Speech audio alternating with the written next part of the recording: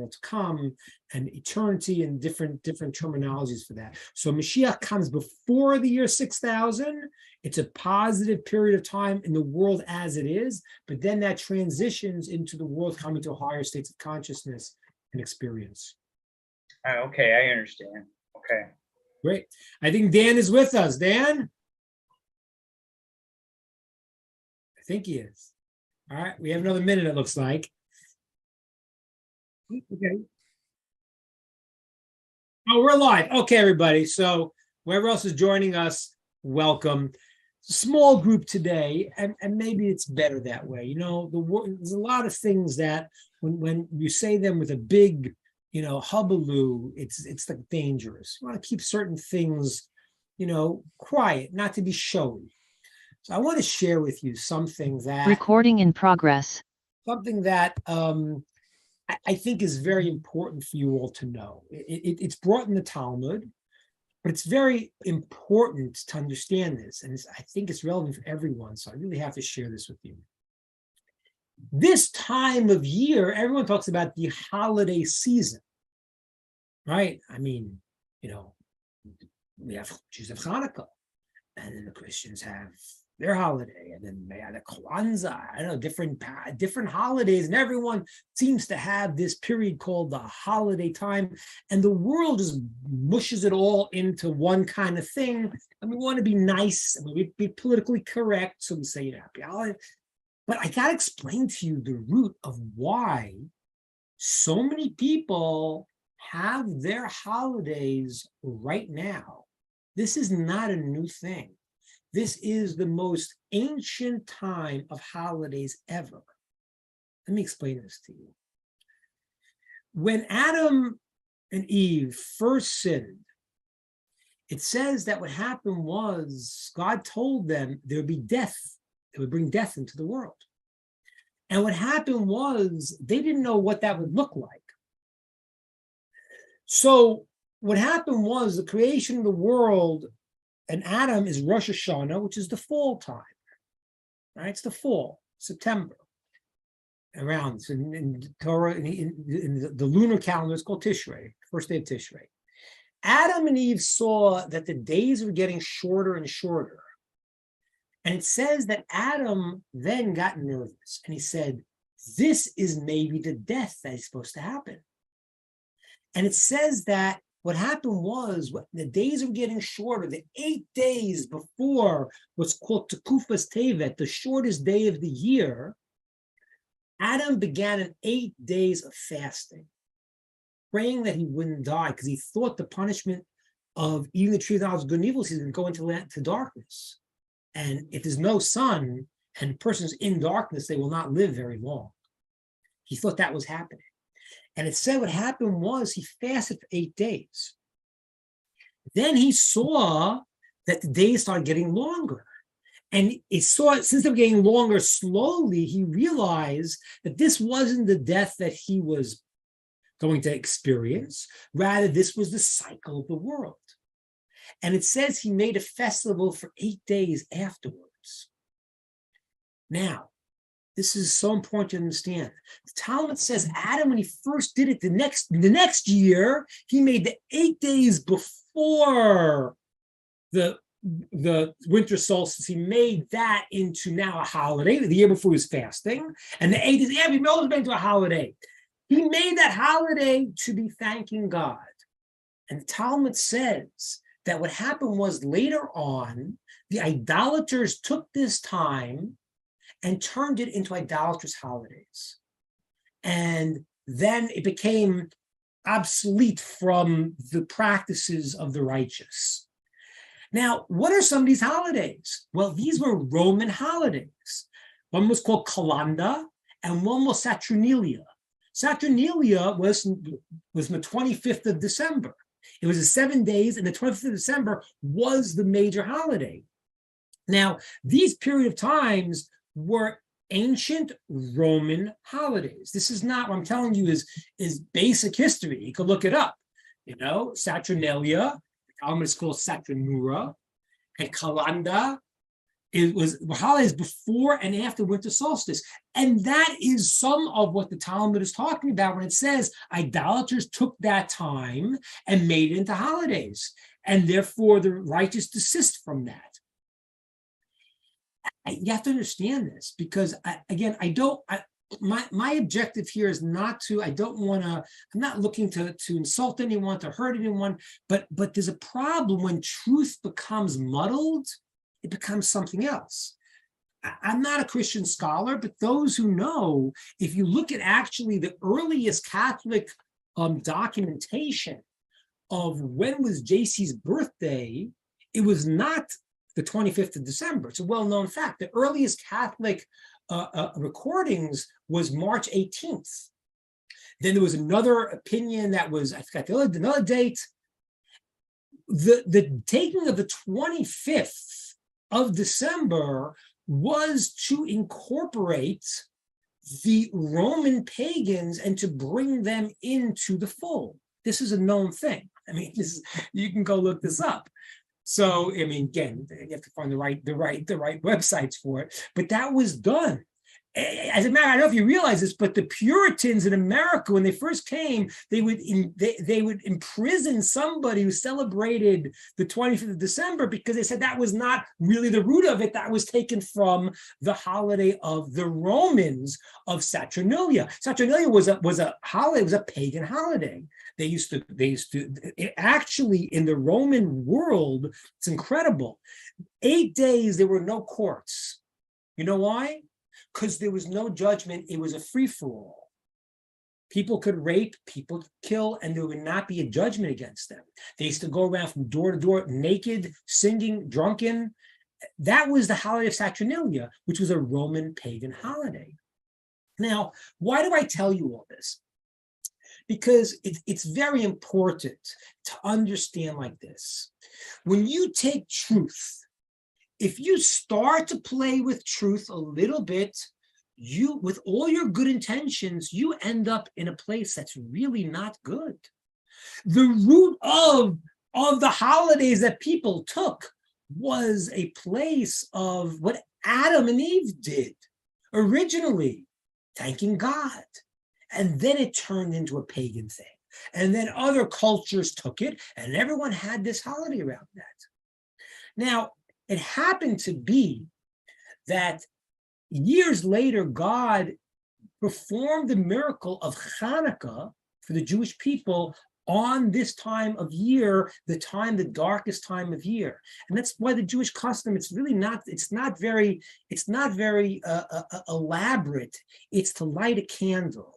Lighting a candle means when it's the darkest time of year, you really need to see the light that's there. When this becomes corrupted in any way, we're going to be in trouble. I watched a couple of days ago, and this is going to get a little bit political, and I don't mean to be, but it's important to understand this. I saw Zelensky speaking at Congress, and he walked out, and they were all like he was like some kind of savior or something like that. I can't tell you if he's good or bad. I don't know. I could tell you one thing: he is a Jewish person who's very confused, who does not know what Judaism is, and therefore, whatever he's trying to create, when you paint something as these are good and this is bad, and you painted something that's not correct, we're going to get burnt there. The light has to be a pure light. That's even why in Hanukkah, what happened was when the Greeks, and this is the most amazing thing about the story of Hanukkah, the Greek people were a civilization. The modern civilization, people were barbarians before the Greeks. And the story of Hanukkah is the Jews against the Greeks. What do you mean? The Greeks really were the ones who were trying to make the world into a place that had culture, had something. And it's true. It's true. People before were barbarians. That's why the world, besides the Jews, embraced Greek philosophy, because it had depth to it. The Greek philosophy, in Jewish terms, is hinted at in the beginning of the story of Genesis. It says there was tohu, there was darkness, there was emptiness, bohu, vacantness, darkness on the face of the deep depth. And the sages tell us this was talking about the 4 exiles, the Babylonian exile, emptiness, and the Persian exile. And then the Greek exile was called the darkness. Why was it called darkness? It was seen to be light. It was the first light that people had to use their brains. And the answer is because when they twisted something, they took truth and twisted it, it's never going to come out okay.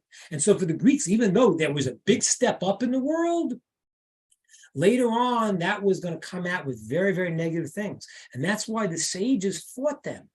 In the story of Hanukkah, in the end, the rabbis want to light the menorah. Lighting the menorah was in the temple, we had the candelabra that we lit.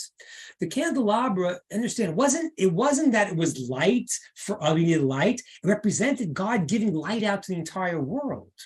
And what happened was the Greeks made a decree. They were fighting the Jews because they sensed the Jewish belief of bringing God in the world was very counter to their idea of humanism, their idea of human beings understanding as the center and making truth theirs. And you just have to understand this. The Greeks did not perform experiments, right? I didn't realize this. The Greeks were not scientists of today. Aristotle said, I sit in my chair and I think, and if I figure it out, if it's logical, then it's true. If not, not.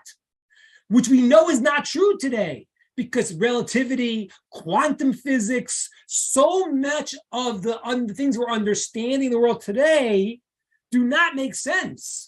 They happen to be, we could show them in scientific experiments, but they're not that you understood it, therefore you're the sum total of it, which is what Aristotle and the Greeks believed. That's why their gods were in the forms of human beings. Why? Because their idea was the human intellect was the most important. We say human intellect is so important, but it has to be subservient to the actual truth. When I light a candle, I have a candle and I have the oil and I have the wick. It's like having a body that has a light from above, okay? The light has to come from above. If we think that we have the answer and we know, and we don't allow God to give us the endless light, to give us the truth, we got nothing.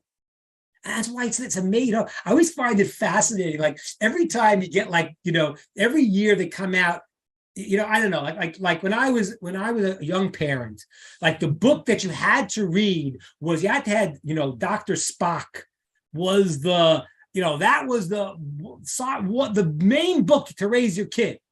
Today, I think they arrest you. They get social services to come and say, oh, that Dr. Spock, that's terrible. How come every single idea that everyone comes up with 20 years later is considered the stupidest idea in the world? Because they're all going by their head, their mind, and what they think is true in their time, and it may be a good idea, it may not be a good idea. And then 20 years later, someone else thinks they understand better. The truth has to come from a pure place. And that's why when the sages, the Greeks, they shut the temple down. They broke the temple. They made decrees. The Jews could not serve God because the idea the Jew has to do is to bring God into the world. And that's what everyone here as a Noachite also has to do. You have to say, listen, I don't want to get caught up in changing the rules and making my own religion and making my own thing. What does God say? And how do I bring that into the world? And that's why when the Greeks stopped the Jews from using the temple, when they finally won, and they had found oil, but they wouldn't light the oil, only oil that was totally pure, that had the stamp of the high priest of Israel, and was not touched by the Greeks. Why were they they needed to light oil. It took 8 days for them to go and to get the oil from where they would draw the special oil from. Why not light the other oil? They had no choice. The answer is because they realized that once you play around with truth, you're finished. In Hebrew, the word truth is the word emet. Emet. the most amazing word in the world. I mean, I can spend, with you guys thousands of years on just the Hebrew alphabet. You will never believe the things. But the word emet, it starts in the first letter of the Hebrew alphabet, the middle letter, and the last letter. Truth needs to be beginning, middle, and end. Okay? There's many, many things about this, about the emet, but I wanted to share one. It's a very long, so I'll tell you one thing. The word emet, if you take the little first letter away, it's the Hebrew letter aleph, which has no sound. It's a numerical value of what has no sound. If you take the word emet and you take the little aleph away, it spells the word met. You know what met means? Met means dead. You take truth and you try to play with it a little bit, you're finished. You can't. And that's why the commandment in the Torah is not don't lie. It says, midvar sheker tirchak, run away from lies. Run away from it. So, like the world today, I think, and this is why it's so important for me to speak to people who are not born Jewish to understand, because most people today do have a sense of there's one God, there's goodness in the world. Most people have this idea. But if they inherit concepts that they got from hundreds of years ago or thousands of years ago when people were pagans and people had crazy ideas and they get stuck in that, then they're altering truth. And that's why it's so important. A person has to realize, no, there's not many gods, not three gods. There's one God who's all powerful and all benevolent. And when we realize that, we don't play with that. That's what happens. So today, people don't realize so many of the customs that came in different religions were pagan customs. The tree was a pagan custom. The caroling was the original in Saturnalia. They used to go around naked and they were drunk and they would go around from place to place and singing from house to house. It's very, it's hard to imagine it's not connected. So there were many customs that people took in, and today people don't think that. It's like, listen, they just want to be good. They want to try their best, and that's really beautiful. I really commend that people want to be good people today. They don't have so many of the crazy ideas that the world had when the world was a polytheistic pagan place. But when you play around with truth and you start changing it, you start making up your own things, it leads us out into left field. We have to try to be a pure vessel, like a light, and say, let the light from above come and shine in on us, because we're not blending in things that are not true, things that what we believe and we want that we've gotten from some crazy other ideas, and be pure to be able to shine that light into the world. Okay, that's my thought. I'm going to open up to questions, ideas, and comments.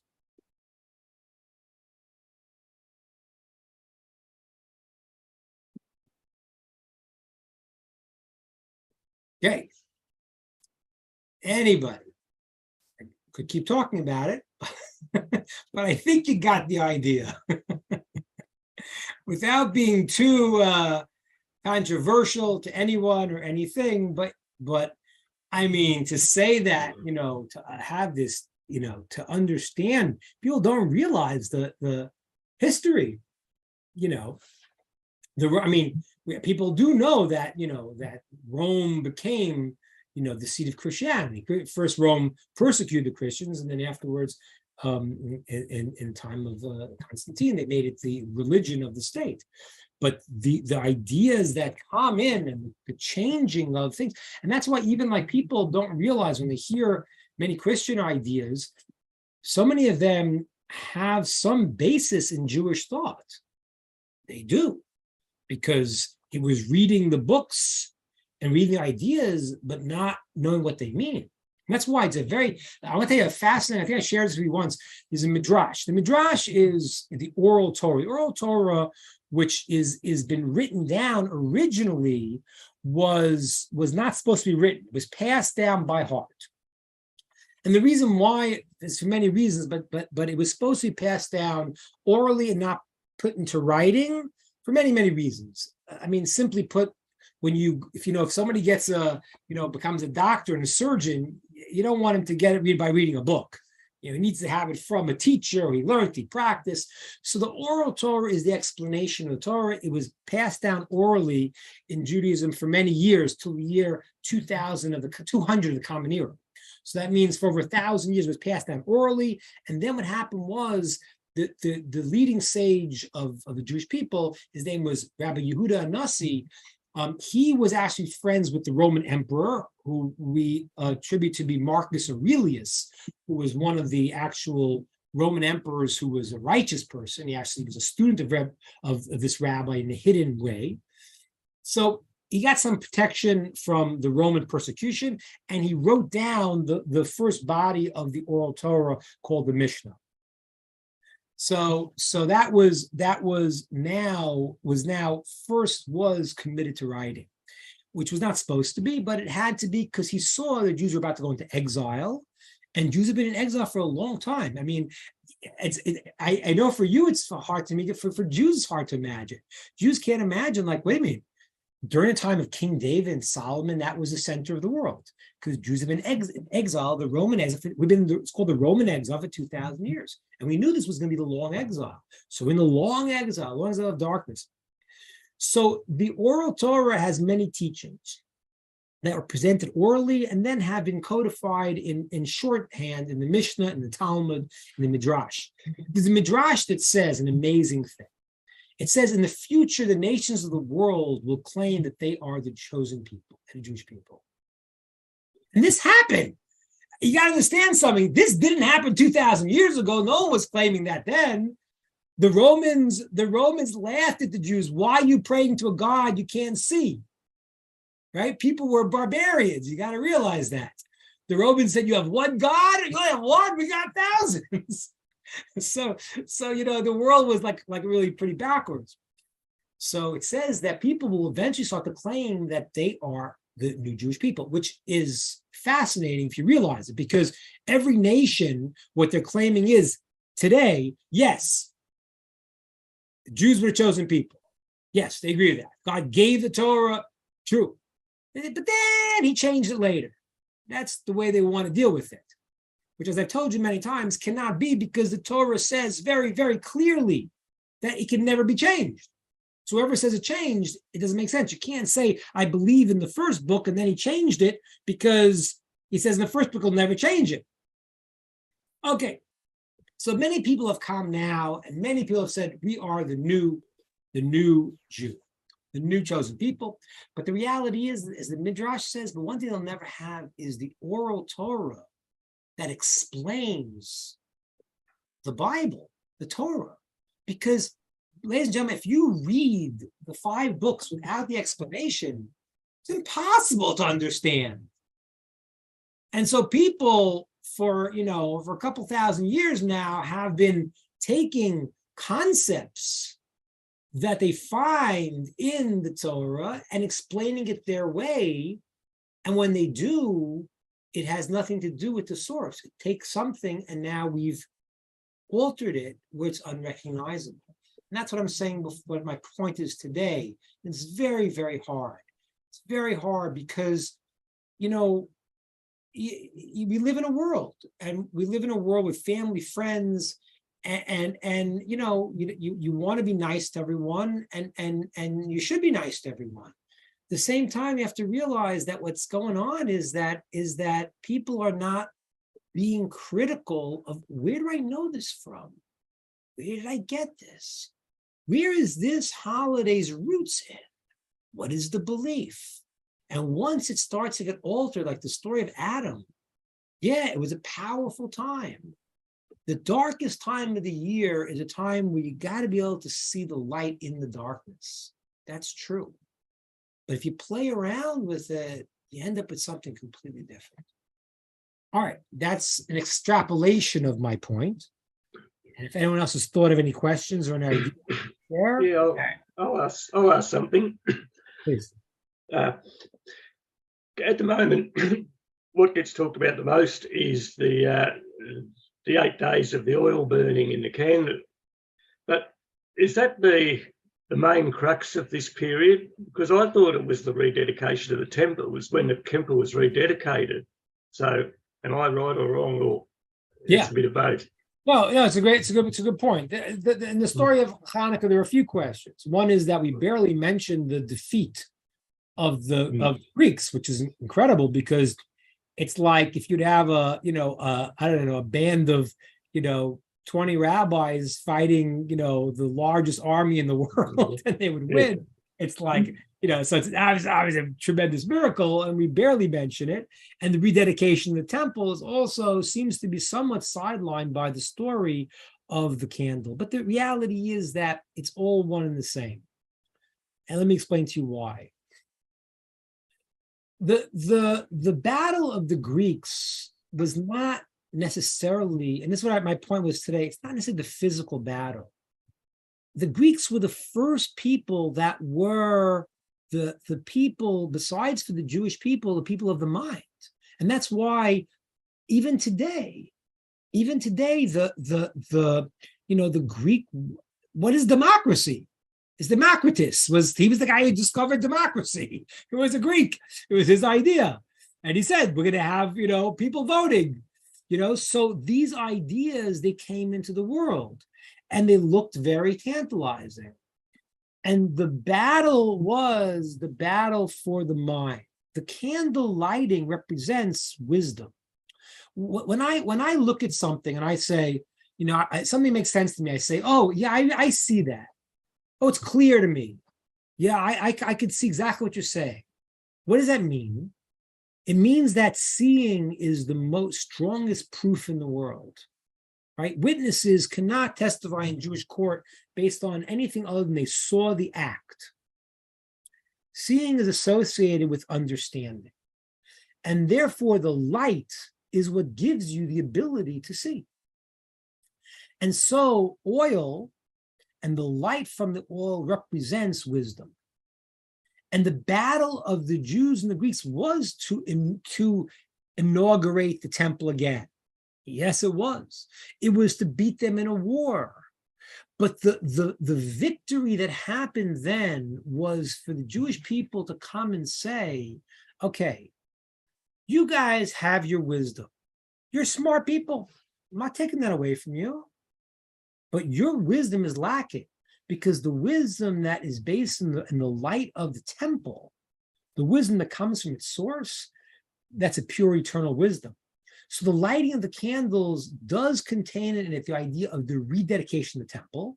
The problem was, the danger, the battle was, how do you use the mind? The war was, the Greeks didn't want to kill the Jews.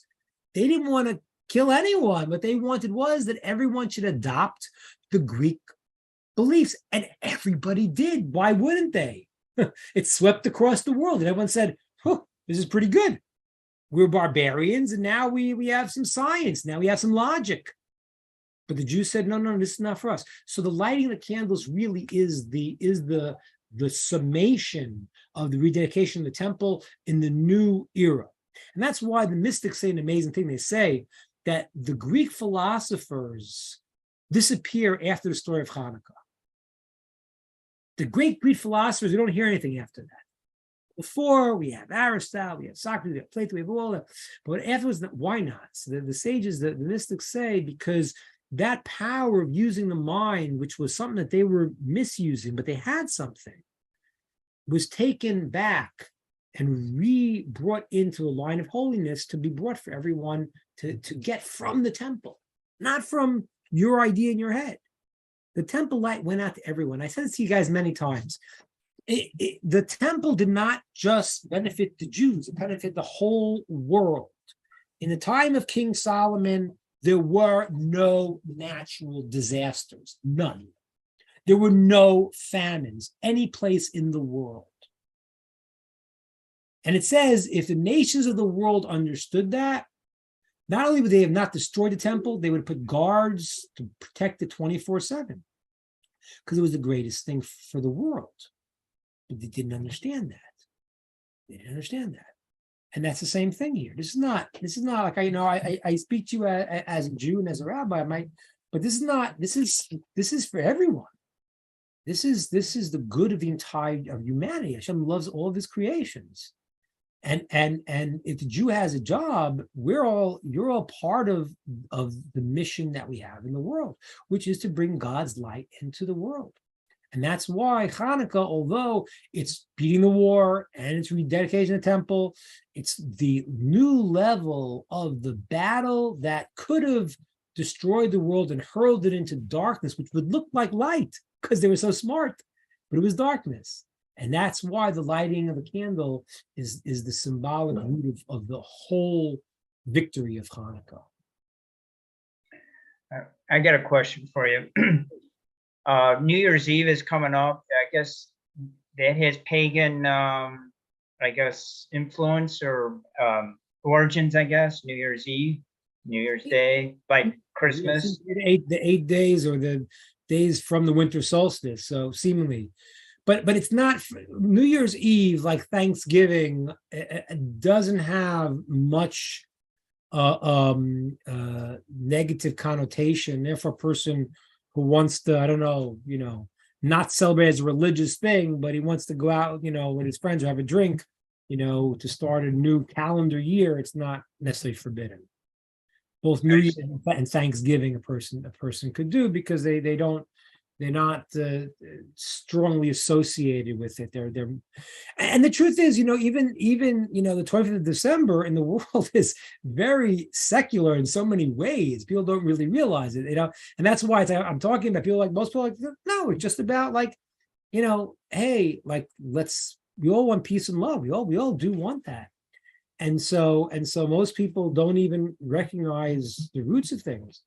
And like I said, but that's where the danger comes into it. It's important to realize the roots of things. It's important to fine tune why we're doing things. What's this based on? But New Year's is easier because New Year's is not so connected with the thing, even though it may have overlapped. But now it's just if you're going to do something on New Year's, you're doing it as a just the start of a new calendar year. Yeah, so it's more of a secular thing than a religious thing. Yeah, make it totally secular in your minds. I mean, some people may have some connections, but like I say, these things have gone over and translated. So, but I would say that's what your goal is. Just think about it that way. That's going to be okay. Good. Other questions, ideas, comments, thoughts? There is a question in the chat section. Shukot Noah is asking, when does the resurrection of the dead happen in the timeline? So that's in the 7,000th year. That's not in the 6,000. That's in the 7,000th. And that is after everything in history is done, meaning all, the judgment of a person, there's judgment on Rosh Hashanah, there's judgment after the person dies, but there's another judgment after all of history ends. Why is that? The guy died 200 years ago, so why should he be rejudged at the end? And that's when the ultimate the idea of resurrection. So the reason for that is that if you help somebody now, you do something good, you do not know the seeds that you've planted that you might be able to reap in the future. I always tell a story. There's a guy I know. He's an educator. He's a rabbi, and he's helped a lot of people. And he told me when he was a kid, he wasn't observant. He didn't grow up religious. And when he was a kid, one day he decided to go to synagogue. And he went. And he went once. And, people were busy and nobody said anything. Twice, no one said anything. Third time, he said to himself, listen, if somebody doesn't say hello to me and greet me, that's it, I'm out. Third time, a guy went over and said, I've seen you come the past few weeks. Great to see you. What's your name? And that is what the person needed, this young kid. And years later, he became a rabbi. So all the thousands of people that he helps is going to go to the credit of the guy who said hello to him in the synagogue. He'll also get credit for himself, of course, but the guy who said hello to him, he doesn't even realize he's just gathering in the interest on this. So there's an ultimate day of judgment when the world is complete, the whole cycle is complete. After the times of Mashiach, entering the 7,000th year, in 7,007th millennium. When exactly is a hard question to answer, but when the world is complete, and then there's going to be an ultimate judgment of everything. Everything has to be back in its place, and then there's the idea of people coming back to life. What that looks like and what it means is a very, very, very deep and mystical topic. But yes, that's true. Good. Any more questions in the chat? I didn't realize. I'm sorry. I didn't check. No, that was it. Oh, that was it. Okay. Very good.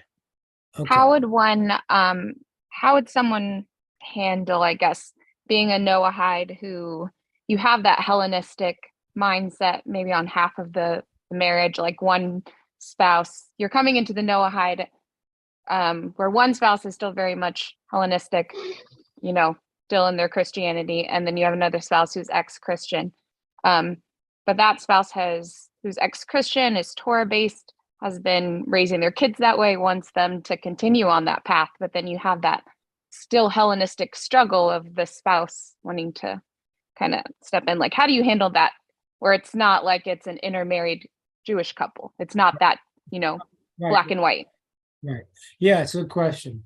And it requires a lot of good question. It requires a lot of wisdom here, because the reality is that when you want to be able to speak and share with your spouse, and the things that you're going to say that make sense, that are going to sit with the spouse, eventually they'll be able to incorporate it. But if you go in trying to preach and trying to change someone, then nobody wants to hear that.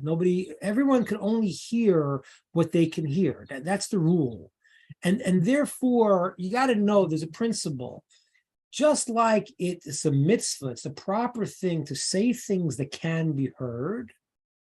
It's a mitzvah not to say something that can't be heard. There's a time where you say, all right, this is not, right now, we're not, I don't agree with that. I think this, and you think that. Okay, let's put that on the side, because we're not in agreement on that. Let's go deal with other things that are possible that a person could hear the other person's position. So you have to navigate it in a way where there's discussion, there's growth, there's ability to hear, and yet not overstep where you're saying, this is not going to be heard right now. I'm not going there. You think that, I think there's disagree. And then if you fight the smaller battles, the things that a person can hear, eventually they're open to hear things that they might not have been willing to hear years ago. And I just had my 35th wedding anniversary. So it's like kind of shocking, like, certain things are like, I kind of talked about these things, many years ago. And I said to my wife, hey, like kind of now we're on the same page, like I couldn't push certain things years ago. And, we're both religious Jews, but I have different opinions. But okay, it doesn't go in so much. You have to build something. Just to understand this principle a little bit better. God does not expect you to go from 0 to 100. That can't be done.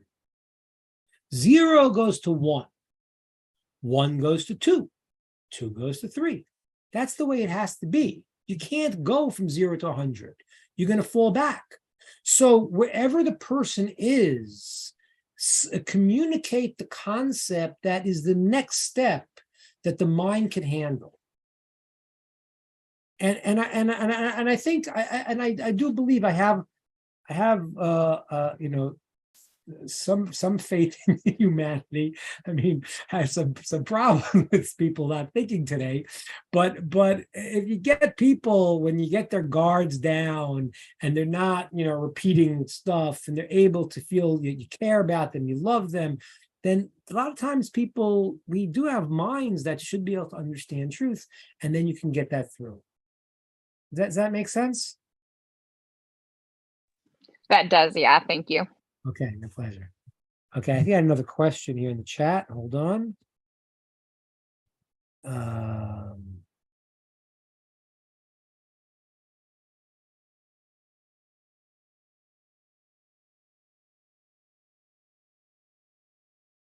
Are you talking about in terms of this is not Kyle, I think he's asking about a calculation about JC's when he was alive. There's apparently 150 years that this is not a Jewish source necessarily. There's even Christian scholars. Oh, I'm sorry. What were you referring to? 150 years off in terms of what? I thought Kyle's question was different. They're the Hebrew calendar. No, the Hebrew calendar is not 150 years. There was a 150-year discussion on by JC, because there's Christian theologians that say he was a composite person, because we know who he was. He was a student of Rabbi Shimon Parachia, who is the timeline doesn't fit to when people say he was, but there's a lot of contradictions. But in the Jewish calendar, there's not 150 years off. Unaware of such a thing. If you find any source, show me that. But I've never heard such a thing. We have a pretty it's amazing. It's really fascinating. But you can, if you look at the book called Ethics of Our Fathers. Yeah, I think it was a reference to calculating JC that there was 150 years missing, and what Charles was asking was, apparently, and this is not a Jewish discussion as much, there are Christian scholars. I mean, obviously they're not mainstream Christian, but they say that JC was a composite person, because during the time of the Roman persecution, there were many people that came saying they were the Messiah, and there was a discrepancy of 150 years, and some people say that it became a composite to fix the time. I'm sure Tuvia Singer has a lot of discussions about exactly that. I'm sure you can find there when Tuvia Singer's always discusses these things. But as far as the Jewish calendar, it's quite accurate. And what's quite amazing, like, in the Mishnah called the Ethics of Our Fathers, it lists the transmission of the Torah from Moshe. Okay, and it goes down to the and the Second Temple. Now we have people that can connect their lineage straight back to both their birth lineage as well as their teachers. I have a friend who's a Kohen who can trace his lineage back to the Second Temple. Exactly. Now that's an amazing thing. That means that when I am getting the Torah from my teacher, he can trace back, getting it from his teacher, all the way back to me. That's incredible.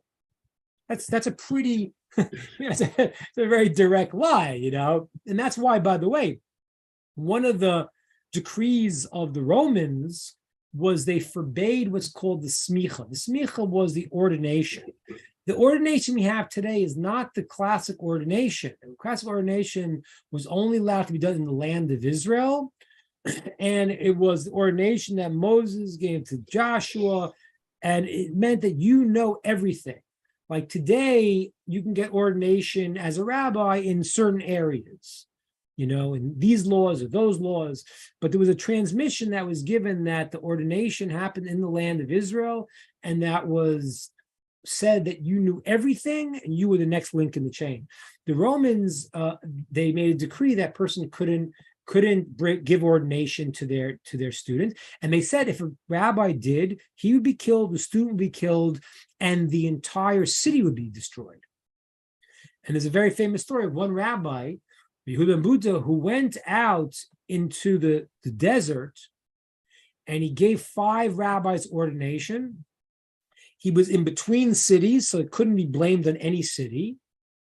And he gave his 5 rabbis ordination, and then the Romans came and he told the students to run, and he was an old man, and he got, they pierced him with arrows and he died. But he was willing to sacrifice that to maintain the chain. So even though we don't have that fully in the sense that ordination stopped when we got exiled from the land of Israel, but we do have a direct line that goes way back to Moshe, and then Moshe to Abraham, then Abraham to Adam.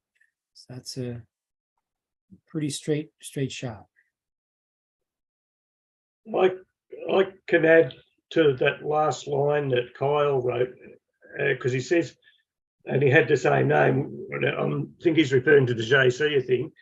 I recall the Rabbi Singer saying that Christians tend to use Yeshua, that's, I think it's in the Talmud, there's 2 mentions, but each one is 100 years out. One's 100 years before JC's supposed time, the other one's 100 years after JC's time. So I think that might be what the inquiry is about. But yeah, that there's 100 years. I recall it's about 100 years, both of them, 100 years out, one before and one after, showing, debunking Christianity, saying, oh, look, Yeshua's in the Talmud. right. Well, the truth is, he is mentioned in the Talmud. We even know the story. It was censored by the early Christians. There's a story in the Talmud which was censored. We have the version, but it was censored, which talks about when his rabbi or Yeshua Parachia kicked him out as a student. It's a very sort of sad story there, but he rejected him as a student, and then he came back and he tried to get Rabbi to forgive him, and then the rabbi said no once and twice, and the third time the rabbi was going to accept him back as a student, and he was saying the Shema. He closed his eyes, and then when he didn't answer, so JC said, "Oh, he's rejected me. I'll make up my own path." So we do have stories that he was never a rabbi. He was a student of a rabbi. He never was a smicha rabbi. Told us, I don't know what the question was. He was a student of the rabbis, a rabbi, and that's what it was. So yeah, we do have him recorded. It's not, we do say he was an actual person and a Jewish person. I'm not sure what this question means. It told us. I don't know what that refers to. Told us. I mean, Yeshu is what the rabbis, the nickname they gave to him, as his name was, Yeshua. Yeah. So anyway, yeah, and it's like we know who he was. He was a student of the rabbi. Something happened, and Talmud records what happened, and his rabbi got angry at him and kicked him out. And he made up his own ideas, and then it's kind of like how we started the session today. You can't go, and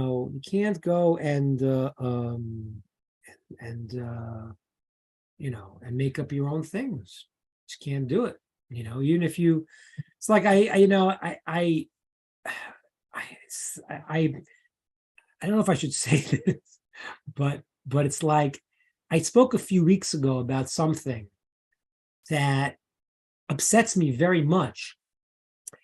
And it's what it is that,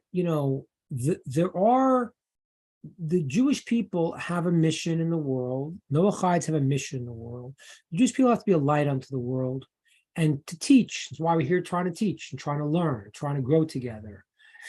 But the reality is the Jew has that quality and takes it and does not use the Torah. He makes up crazy things. He makes up crazy ideas.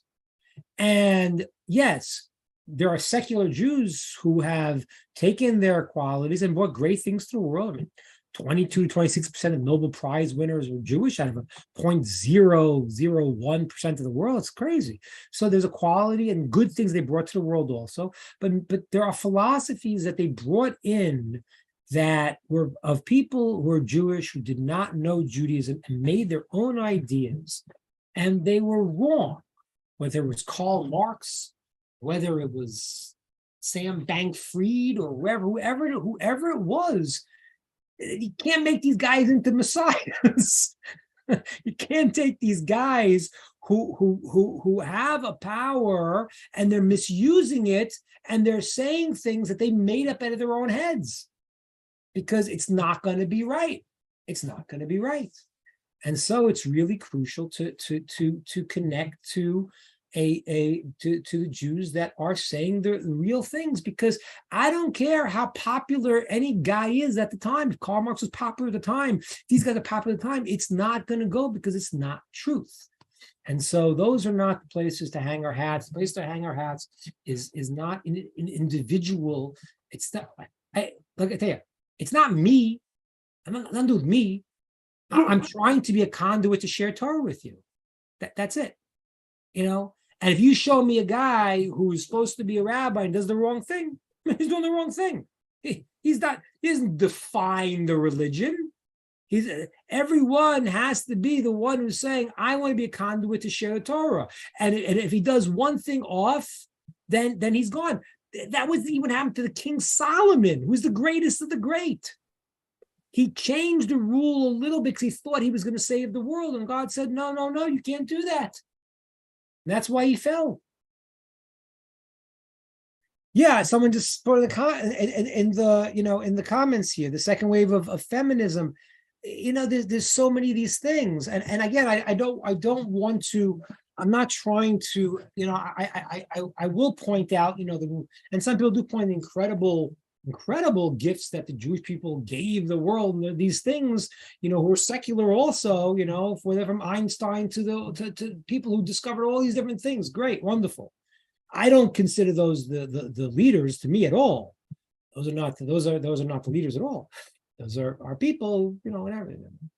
But the philosophies of a Jew that's not based in Torah, stay away.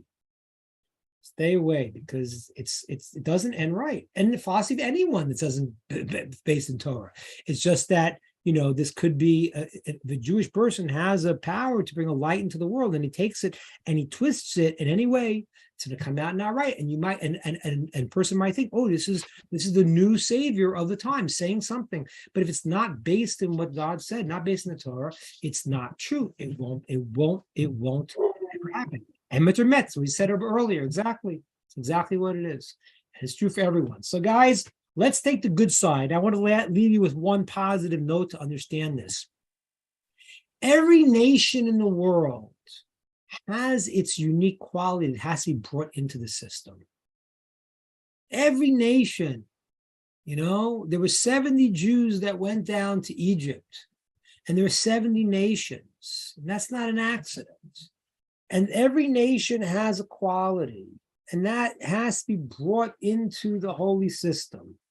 Whatever your country, whatever your nation, whatever your root is, there's something good that you have to bring into the system. And you got to look for that. You got to understand that, and you got to purify that. And don't let people dissuade you. Come and bring the goodness that you have that's part of your unique quality, and bring that into the system to be able to reveal the light into the world. Okay. Take care, everybody. I will see you in 2 weeks. I'll try to send some thoughts out next week if you want to see pre-recorded. But in 2 weeks, we'll be back together again. All right. Well, thank you so much, Rabbi Ingber. I apologize once again. Oh, you can't hear me. Anyways, I apologize, everybody, for being a few minutes behind. I was dozing, and I've been on such a fast-paced schedule between work and night shifts, and I have to go back in again tonight. It's just too much, but I still am filled with joy whenever we get to hear the light of Torah. I love the way Rabbi Ingber finished that off there. We all have a little part to play, and work towards that. I encourage each and every one of you to work towards fulfilling a part that brings more light into this world, and you will be on the right path for sure. So we're going to sign out for today, but Rabbi Ingber says he'll be back in 2 weeks, and we hope you'll join us again. So till then, have a wonderful, wonderful time.